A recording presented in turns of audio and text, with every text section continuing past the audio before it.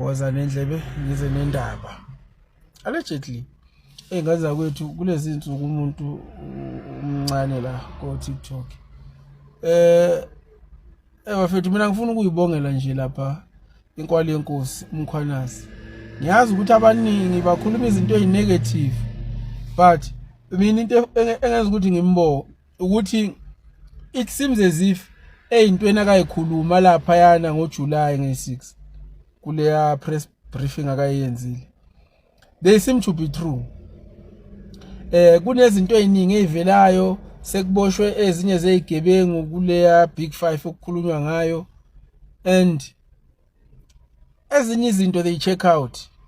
So ngithi angimbonge ngokuthi ame nje eqinisweni and alwele ibadge noma kunzima.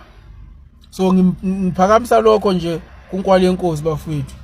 Kuningi okuzovela ngale lokhuzana le, ngale Madlanga commission and whatever that is still going to be done, even ku ad hoc committee kusazovela kube kuningi.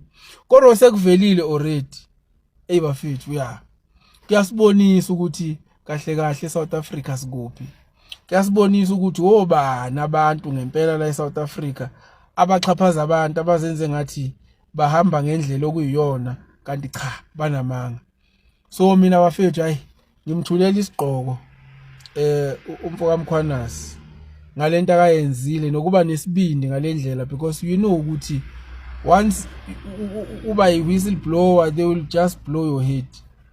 Abadlali labantu laba, and it shows ukuthi this thing has been going on for quite some time.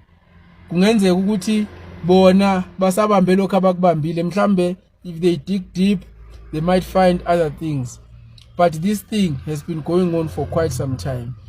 Kungaziwa because ifocus everyone diverted ifocus kubaba uNcamalala, and we never knew about these things. So now that they are coming out kancane kancane ezinye izinto ziyavela ukuthi hayi man leyanto kaNcamalala leya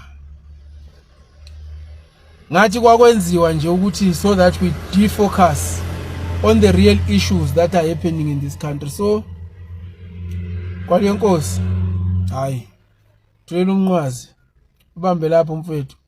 Kuningi ngifuna ukukhuluma manje isikhathi sami sincane.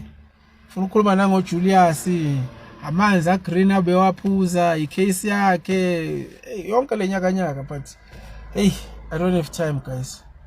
See you uma senginesikhathi.